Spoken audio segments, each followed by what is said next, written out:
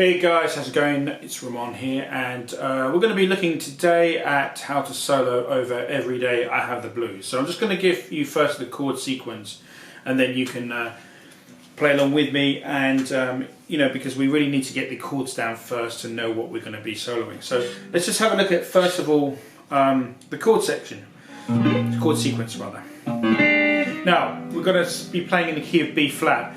If you're used to playing in G or A or C as a guitar player, that's totally natural, because that's great keys for guitar. But if we're playing with a horn section or a saxophone player or whatever, those instruments tend to be in the keys of B flat and E flat and so forth. So that's why a lot of tunes are in B flat. In case you're wondering, it's not just to be difficult. That's the reason why. So it's a great kind of key for jazz standards and so forth. So you're playing effectively an E flat major.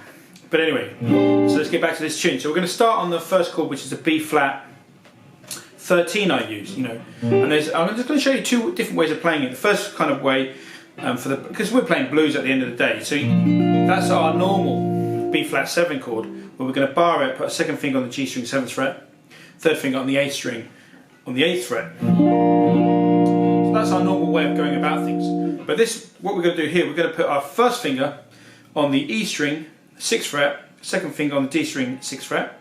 We're going to just mute that A string, okay, with and let me bring the camera in here just so that you can see this really well. So we're gonna mute that A string with just our first finger, just the way we put our first finger. That's going to naturally mute that A string. So second finger is on the 6th fret D string. Third finger is on the G string here. Okay, if you can see that on the dot, 7th fret. And then the fourth finger, pinky, is on the 8th fret B string. Okay, so we've got this sound. That really is the sound of the Stormy Monday. Now, what we can do is we can use our thumb. If you're good at using your thumb, if you've got a really small thumb, then you can just stick with that method. But if you've got a good sort of sized thumb, and it's easy for you to just hook it over. Sometimes it's about the neck width. Sometimes you've got a big thumb, but you know, you're playing a really wide neck, so it's harder to do. But if you can do that, get your thumb over, hook that over there on the joint. I put the joint there, and I'm fretting the E string but muting here the A string. Now I'm going to put my first finger on the D string. Okay, it feels a bit weird, but your hand will readjust eventually. First finger on the D string 6th fret, second finger on the G string 7th fret. Now here's where we don't use our third finger. Instead we're going to use our fourth finger on the B string 8th fret, but we're not going to use our third finger, so you can see that. Okay, so maybe you didn't see that very well. And just get really used to that shape. It can feel weird at first.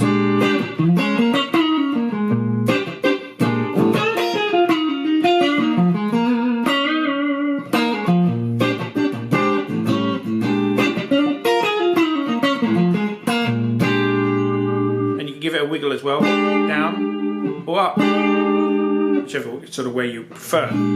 Now we're going to go down to an E flat 9. Okay, so second finger here is on the 6th fret. So we're going to, if I call out the frets from the A string, we're going to go 6, 5, 6, 6. So 6, 5, 6, 6. Now if you put you can bar that third finger over all three, or else you can just do 6, 5, 6, 6 using your second finger to start on the A string, first finger on the D string, third finger on the 6th fret G string, and then pinky on the 6th fret B string. You can do that. So you got that, or you got that. Okay. So two different ways to play the B flat chord, and two different ways to play the E flat chord. Now the 5 chord is here on an F. Okay. So, but we need one more chord, because this arrangement for Every Day I Have the Blues has another chord in it. Now, I'm going to give you 3 ways to play this chord. This is a C minor 7. So we can play it the kind of conventional way, which is a bar here on the, which is, I don't really recommend this way, but sometimes it's useful. Bar here on the 8th fret, and then third finger, and you can bar all those strings, and then third finger on the A string 10th fret. Okay. Now you've got another way here, second finger on the E string 8th fret, and then you can bar using your 3rd finger. This is a bit tricky, this one. It's a bit tricky. You can bar your D, G, B also on the 8th fret with just your 3rd finger. So you're only using 2 fingers to do this chord, 2nd and 3rd. Okay? And the reason is you can use your first, you know, if you're a great jazz accompanist, you can use the other fingers. And then this is the way I first learned when I was like 17. I kind of hooked again my thumb around there, and then I just barred, kind of turned my first finger a little bit to the side and did it that way. And I was always ashamed about doing my sort of minor 7 chords that way from the E. But then I recently saw, just last week, great jazz guitarist Jim Mullen, who's probably he is England's best jazz guitarist, and he does it like that. He kind of uses the thumb over the E string method, and he's England's best jazz guitarist. So there you go. Well, UK actually, because he's Scottish. Right. Okay. So let's get back to this. I'm going to play the chords first, and I'm going to count the bars. So 1, 2, 3, 4. 1, 2, 3, 4. 1, 2, 3, 4. 1, 2, 3, 4. 1. Okay. E flat. 1, 2, 3, 4. 1, 2, 3, 4. B flat. 2, 3, 4. 1, 2, 3, 4. C minor. 3, 4. F9. Back to B flat. 13. And that's the turnaround. So let me just break this down for you really easy. B flat for 1 bar. 1, 2, 3, 4. Then E flat for 1 bar. You can do that way or that way. 2, 3, 4. Back to here. B flat for 2 bars. 1, 2, 3. Now we're going to do, in the 12 bar sequence, we're going to do 2 bars of E flat. 1, 2, 3, 4. 1, 2, 3, 4. Back to B flat. 1, 2, 3, 4. B flat. 13 by the way. And then we're going to go C minor. You can do it that way. 2, 3, 4. And then we're going to go to F9. That's 2 bars. Now the beauty of doing it that way, look. 2, 3, 4. 1, 2, 3, 4. Or you could be really clever. 2, 3, 4. I don't know if you can do this. Use your thumb for the A string, but no, that's probably not going to work. And then we're going to go back to the B flat. 13. 1, 2. E flat for 2 beats.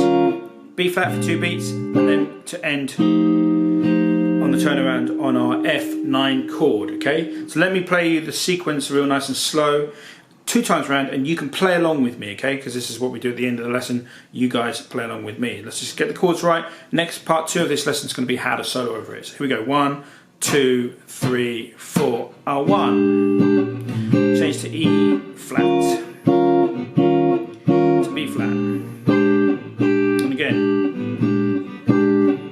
Flat for 2 bars. When I say E flat, I mean E flat 9. 2, 3, back to B flat. C minor 7. To F9. To B flat. To E flat. To B flat. To F9. Now let's just play it.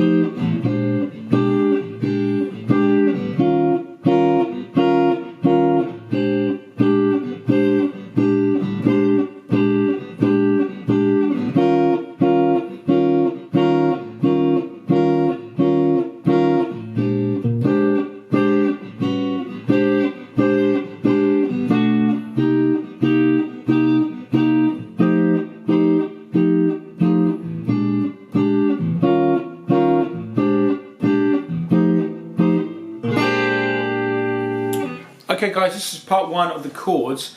I'm going to do, the next thing is I'm going to do the soloing over these chords in part 2, and then part 3 we're going to look at more advanced chords, and then part 4 we're going to look at soloing over those more advanced chords. So I'm going to really go to town with this tune, and I'll see you in the next lesson guys, and I'll teach you how to solo over those chords. But learn these chords, learn that progression so you can play it, okay? Check that out. See you soon guys, and don't forget to sign up to the Patreon if you have not already signed. Thank you very much. Goodbye.